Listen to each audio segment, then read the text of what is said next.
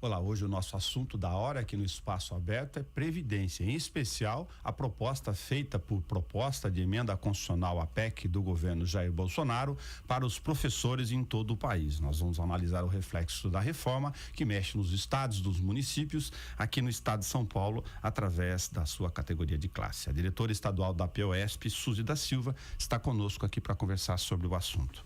Vocês sempre têm uma cartilha. É interessante essa questão da cartilha, porque tem uma série de trabalhadores que não estão ou estão pouco organizados lá fora, Suzy, e que até agora desconhecem ainda a profundidade ou todos os efeitos da proposta, independentemente, primeiro, do valor que a gente chama de valor de juízo de conteúdo. Há uma desinformação geral entre os trabalhadores que serão os mais atingidos se todas as mudanças forem aprovadas. Bom dia, é exatamente isso, né? E a POSP está lançando uma cartilha para entregar aos associados para que eles possam entender de forma bem simples o que é essa reforma da Previdência proposta pelo governo federal nesse momento. Vou começar com questões mais gerais para as pessoas entenderem a dimensão das mudanças. Os trabalhadores de todas as categorias estão sendo chamados basicamente a trabalhar mais tempo e tendo mais idade para alcançar o mínimo, com a série de critérios. No caso das mulheres, que a maioria no magistério brasileiro, essa situação é ainda pior. O sacrifício que o governo fala para a questão de ajuste de caixa dele ou das contas do país através da Previdência, ele é mais duro em relação ao público feminino. É isso mesmo, e por ser a nossa categoria do magistério, uma categoria 80% feminina, nós temos uma grande preocupação, porque é um ataque frontal, né, às mulheres trabalhadoras e em especial a nossa categoria, a categoria do magistério. Hoje as professoras podem se aposentar tendo 25 anos de contribuição e 50 anos de idade. E com a nova regra, as mulheres passarão a se aposentar aos 62 anos.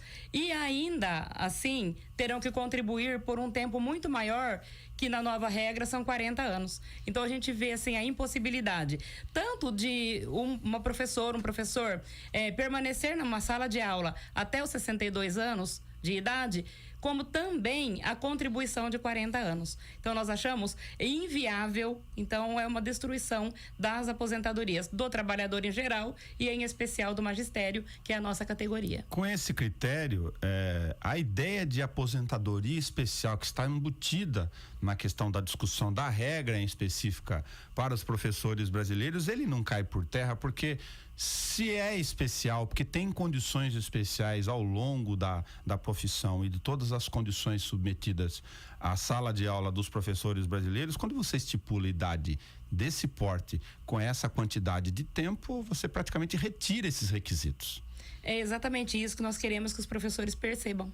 Porque a partir do momento que essa reforma for aprovada, se for, os professores estarão perdendo a aposentadoria especial, né? O que é muito complicado para a nossa carreira, porque quando fala assim aposentadoria especial do magistério, nós não vemos isso como um benefício, nós vemos isso como uma necessidade, tendo em vista as condições de trabalho que nós temos e a nossa própria profissão. Para a mulher em particular é um pouco pior, porque a mulher ela tem outras jornadas, não só no local de trabalho, mas fora do trabalho. É a mulher quem cuida dos filhos, quem cuida do lar, então ela trabalha fora de casa, leva trabalho de fora para casa e ainda tem todos os afazeres domésticos, né, que acabam dobrando, triplicando o seu trabalho. Se eu considerar a atividade esta classe e o fato de que o piso médio do magistério brasileiro, infelizmente, é muito baixo, embora seja considerada em toda eleição uma condição de que a educação é que resolveria os problemas do país, você exige que esse professor, em boa parte do volume daqueles que estão na carreira, tenha que ter dupla jornada. É muito comum você encontrar aqueles que trabalham ou em unidades diferentes ou mesmo dentro da estrutura em horários distintos. Depois, ao final do chamado horário comercial, quando não dá aula à noite, precisa resolver as coisas de casa. É um outro fator, né, que muitas pessoas acham que os professores trabalham vários períodos, né, em várias redes, estadual, municipal, particular, porque gostam muito do trabalho. Nós gostamos bastante daquilo que fazemos, até porque, se não gostar, o professor não consegue terminar a sua carreira, né? Mas o salário, infelizmente, é muito baixo. E nós tivemos uma lei aprovada em 2009, que é a Lei do Piso Salarial Profissional Nacional. E com esta lei aprovada, foi que o salário do professor deu uma elevada. E ainda assim, continua muito aquém daquilo que deveria ser. Tanto que nós temos aí uma meta 17 no Plano Nacional de Educação, que fala da equiparação do salário dos trabalhadores do magistério aos demais trabalhadores que têm a mesma formação. Hoje é exigido que todos os profissionais da educação, eles tenham curso superior para entrarem numa sala de aula. Então, a remuneração deve ser também desta forma. Para quem não conhece a realidade da carreira do magistério, sobretudo nas faixas de ensino infantil, fundamental e depois do ciclo médio, aqui no estado de São Paulo, que é a realidade da categoria de vocês, ela é bastante difícil, com problemas de questão de violência. Tem um indicador que a gente já fez matéria com vocês sobre isso, que é alarmante a quantidade de professores que têm problemas, inclusive de origem psicológica, emocional, com estresse e depressão. Os índices relacionados à saúde da mulher, por ser majoritário dentro da sala de aula, são bastante preocupantes. Se você colocar esses indicadores de adoecer ao longo da carreira com o chamado fim da aposentadoria especial na prática, que porque a gente comentou, como fica a condição do professor? Olha, é por isso que nós dizemos, né? Não é uma aposentadoria especial como um privilégio ao profissional da educação. Porque, como você mesmo disse, né, nós temos dados que falam sobre a saúde do professor. Dificilmente um professor chega aos 25 anos, aos 30 anos, homem de trabalho, sem ter contraído alguma doença no decorrer do seu exercício profissional, uma doença profissional. Professores têm problemas com voz, com audição, e o estresse é a pior situação que nós estamos atravessando no momento. A maior parte das licenças médicas hoje em dia é por conta de estresse, por conta de depressão, dadas as condições de trabalho que nós temos. Nós temos salas de aula superlotadas, as estruturas das escolas dificultam o trabalho do professor. Nós temos nos dias de hoje escolas que ainda não têm biblioteca, laboratórios de informática. No nome, as escolas até têm, mas funcionando de verdade não existe na maioria das escolas. Então são diversos fatores que acabam levando esse professor ao estresse e a violência dentro das escolas, que é crescente a cada dia. Além do crescimento ou do aumento da idade e do tempo de contribuição para a condição mínima, lembrar que a proposta de emenda constitucional da reforma da Previdência retira o que hoje existe, que é a possibilidade de você se aposentar por tempo de contribuição, uma das formas, né, em relação ao projeto original para todos os trabalhadores. As regras de transição, que são aquelas condições para aqueles que estão muito próximos de se aposentar, têm intervalos muito curtos, inclusive mais duros do que a proposta que foi feita pelo então presidente Michel Temer, colocando na condição também para o magistério de você, inclusive, perder possibilidades de benefícios e de dificuldade de alcançar, por exemplo, a aposentadoria integral, para que você possa ter 100% daquilo que você contribuiu no tempo. Esse é um outro esclarecimento que nós precisamos que o professor também ele entenda. Muitos professores estão dizendo, olha, eu estou próximo nos últimos 2 anos, eu vou entrar na regra de transição. De fato, ele vai conseguir, né, trabalhando aí 50% a mais do tempo, se aposentar. Mas ele não terá os vencimentos integrais, porque para ter os vencimentos integrais, ele teria que ter os 62 anos de idade e teria que ter os 40 anos de contribuição. Então, pelos cálculos que nós estamos fazendo, a maioria dos professores, eles terão uma média de 70% do salário, que já é um salário baixo. Então, ele vai ter o direito até a aposentadoria, se isso for aprovado, da forma como está, com essa regra de transição. Daqui a alguns anos, ele teria o direito à aposentadoria, mas 70% do salário que ele recebia. Sem contar, né, que se ele quiser a integralidade, ele vai ter que cumprir as novas regras. Vou fazer uma conta fora da realidade aqui do professor, infelizmente.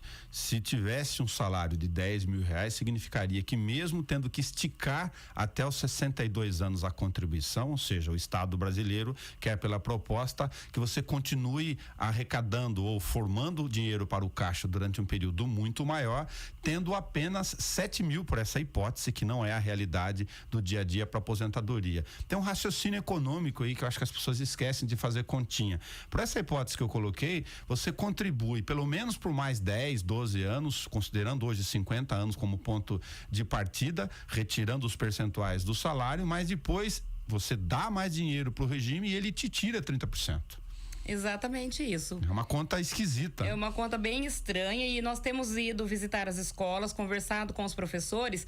Quando nós mostramos o cálculo para que seria o valor que o professor teria de salário, assusta. Porque muitos professores ainda não têm essa compreensão, eles não têm essa ideia. Eles acreditam, daqui a pouco eu vou conseguir a minha aposentadoria. E muitos professores não acreditam que essa reforma possa vir a acontecer. O que é um erro, né? Porque o professor não acreditando, ele não se mobiliza.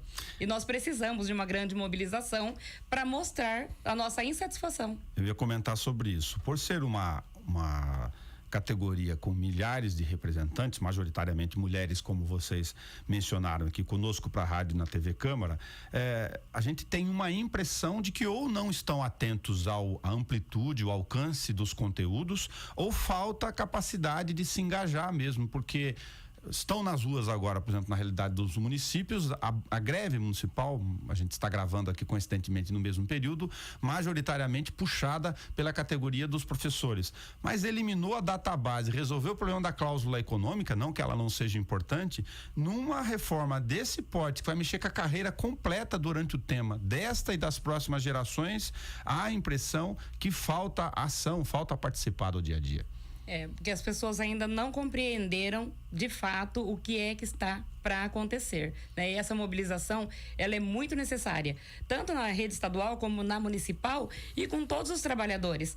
Tanto que no dia 26 agora, a POS está propondo uma nova paralisação, assim como nós tivemos no dia 22, que nós teremos uma assembleia dos professores e depois nós vamos nos juntar às outras categorias de servidores públicos e de trabalhadores. A CNTE, que é a Confederação Nacional dos Trabalhadores em Educação, está chamando uma paralisação nacional para o dia 26 e a ideia é que nós tenhamos uma grande quantidade de profissionais na rua, de profissionais da educação na rua nesse dia 26. 26 de abril. 26 de abril. Para dizer para o governo que nós não vamos admitir que retirem os nossos direitos, porque é uma luta para que a gente consiga avançar um pouco, nós não podemos retroceder nesse momento. A POSP está aqui fazendo o seu papel de mobilização e de posicionamento, que é um direito, além de tudo, da categoria em relação à cartilha e em relação ao calendário, quando a gente falou de mobilização, eu sei que vou poder repetir algo que é óbvio, mas mesmo assim vou fazê-lo. O mês de abril é considerado fundamental, porque neste momento que a gente está gravando aqui, a Comissão de Constituição e Justiça da Câmara Federal está reunida para decidir o recebimento, que eles chamam de admissibilidade da proposta de emenda constitucional, ou seja, se ela preenche os requisitos jurídicos para começar de fato a tramitar. Daqui até o final do mês, que são apenas poucas semanas, é que os deputados vão poder na comissão especial fazer eventuais modificações dessa regra do jogo.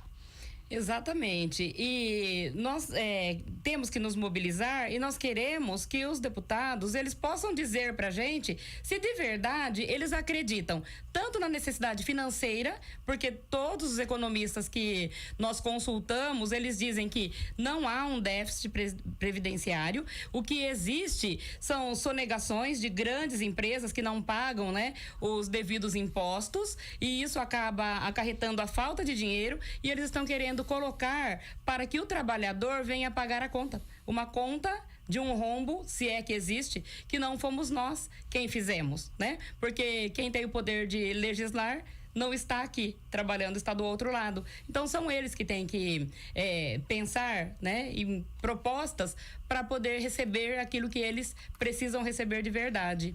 E nós queremos também que eles façam uma avaliação de como é a vida funcional deles, né? Porque nós trabalhadores, nós temos jornada de trabalho. Qual é a jornada de trabalho dos nossos políticos hoje, né? E muitos deles são aposentados e tem várias aposentadorias e aposentaram muito novos. Então, por que hoje querer que os trabalhadores venham a se aposentarem após os 62, 65 anos de idade? E ainda tem uma outra questão, que é a questão dos novos trabalhadores. Porque os trabalhadores que virão, eles próprios terão que fazer a contribuição através de uma capitalização para que eles possam futuramente ter uma renda, né? E o próprio trabalhador, ele não vai ter condições de fazer isso. E mesmo se tiver, não há garantia de que ao final ele terá dinheiro suficiente para sobreviver após uma longa jornada de trabalho. Esse raciocínio da capitalização é ainda mais estranho por desconhecimento. Primeiro que a maioria das pessoas não conhece o sistema nem de rentabilidade da capitalização. Para quem já experimentou comprar um título de capitalização,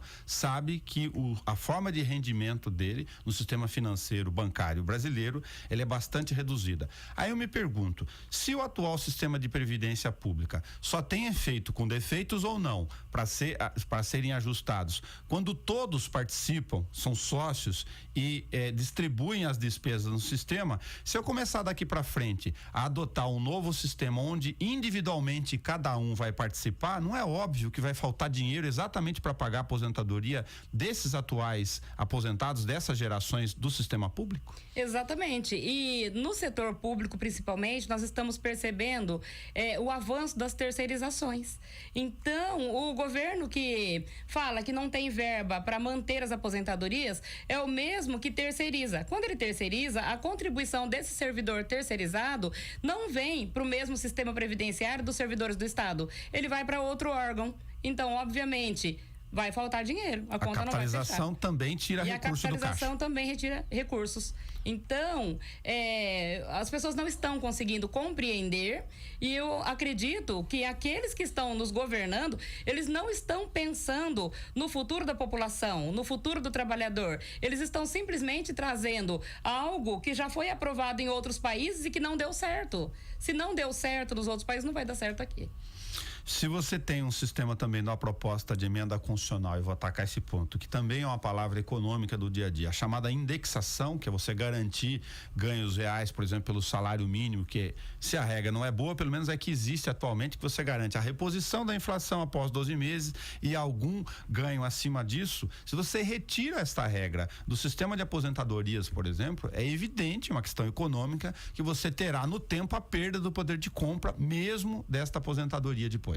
E isso está acontecendo não só com as aposentadorias, mas com os profissionais que estão na ativa, né? Nós estamos vendo as negociações salariais, onde o governo não está repondo nem a inflação do período. Aconteceu isso no município aqui de Bauru ano passado, está para acontecer esse ano. O governo do estado vem na mesma linha. Até o momento, nós não tivemos nenhuma proposta do governo do estado em relação à reposição das nossas perdas. Nós tivemos uma conquista de 10,15% no nosso salário em 2017, por conta de que o piso salarial profissional nacional teve esse reajuste. Nós ganhamos na justiça e o governo de São Paulo ainda não nos pagou. Fora isso, nós já temos mais 4% de perda, somam quase 15% as perdas salariais. E o governo não fala em reposição. Suzy, como os professores ou a categoria, a POSP, recebe dentro da proposta constitucional da Previdência um projeto de lei separado, porque é uma categoria legalmente que precisa ser analisada em separado, fora da Constituição, para ser justo aqui, mas com um plano de reestruturação de cargos, eu me refiro sim aos militares, que independentemente do juízo de valor, da necessidade de reestruturação das carreiras dele, o fato é que o governo que aplica o discurso de sacrifício para todas as categorias, nós estamos discutindo aqui dos professores, para o grupo da qual ele faz parte majoritariamente, por origem, os militares, ele põe uma condição de privilégio. Por isso que enquanto profissionais da educação, enquanto sindicato dos professores do estado de São Paulo, a POSP, nós vamos dizer não a esse governo, nós não admitimos. Essa diferença nós não podemos admitir e nós não vamos admitir que retirem a nossa aposentadoria especial. Quando o governo fala em reforma, uma reforma seria uma reforma justa, como já ocorreu no passado. Quando eu ingressei, por exemplo, no magistério, não tinha limite de idade. Os professores que trabalhavam 25 anos, anos, eles poderiam se aposentar. Começava com 18, aos 43, muitos professores se aposentaram e recebem hoje, 20 anos depois, as suas aposentadorias.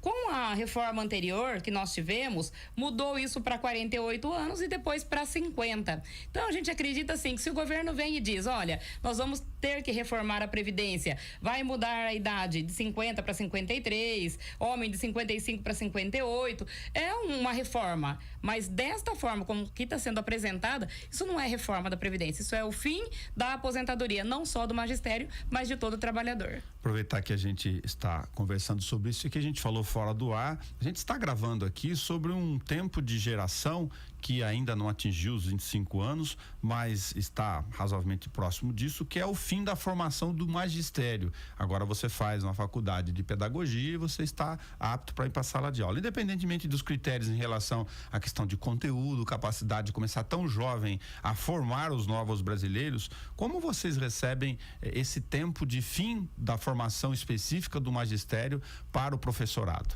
Olha, a partir de 96, com a nova LDB, ela é a Lei de Diretrizes e Bases da Educação, nesta lei, ela prevê que os profissionais, para ingressarem no magistério, eles tenham que ter um curso superior. Então, os professores que não têm uma área específica, história, geografia, língua portuguesa, que são os professores chamados professores de educação básica 1, que atuam no ensino infantil, no ensino fundamental e médio, eles também passaram a ter que ter uma faculdade. E a faculdade que forma professores hoje é a Faculdade de Pedagogia. Com isso, excluiu o antigo magistério. E essa falta do magistério está sendo sentida na nossa rede, porque nós temos percebido que os professores estão vindo bastante com teorias que saem das faculdades, mas falta a parte prática que os cursos de magistério ofereciam a esses profissionais. E está tendo um reflexo muito grande na aprendizagem dos nossos alunos. Porque por mais que o governo fale, é necessário que o professor continue estudando, e é verdade, o professor continua estudando, mas faltou a ele uma formação específica para desenvolver esse trabalho de alfabetização com os alunos nas séries iniciais. E a aprendizagem, ela está correndo um grande perigo, porque nós estamos percebendo, e depois também teve a questão da progressão continuada, que o governo do estado de São Paulo implementou aqui a partir de 97. Então, nós estamos com alunos da progressão continuada já chegando a ser profissionais. E esses profissionais estão vindo com muitos erros, com muitos problemas de alfabetização, dada a estrutura que se tem hoje nas escolas. A falta de um curso de magistério na formação de professores e a progressão continuada que permite que os alunos avancem sem terem adquirido o mínimo necessário para a próxima série. Muito obrigado à diretora estadual da POSP, a Suzy da Silva, que veio aqui junto com a colega Idenilde para conversar conosco sobre a reforma da Previdência e a cartilha que a POSP lança em relação à sua manifestação do seu conteúdo de classe para a proposta de emenda constitucional, a PEC, que trata da Previdência. Isso, e a gente agradece sempre o espaço que vocês nos dão para que nós possamos, né, conversar com a comunidade, com os profissionais da educação sobre questões que estão afetando o dia a dia dos profissionais e dos próprios alunos nossos, porque como na última mobilização eu disse aos pais dos alunos, né, que eles também precisam vir com os profissionais da educação para essa luta contra essa reforma da Previdência da forma como está sendo proposta, porque os pais dos nossos alunos estão sendo afetados, os nossos alunos serão muito afetados. Então é uma luta de todos os trabalhadores, de todos os profissionais e que todos estejam juntos, porque é só uma grande mobilização que fará com que o governo repense essa situação e apresente algo que seja possível. Muito obrigado a Suzy da Silva, diretora estadual da POSP. Eu sou Nelson Gonçalves e conversei com você para a Rádio a TV Câmara, junto com a Carol Garcia e o Rafael Marobo lá na TV Câmara. Obrigado e até o nosso próximo encontro.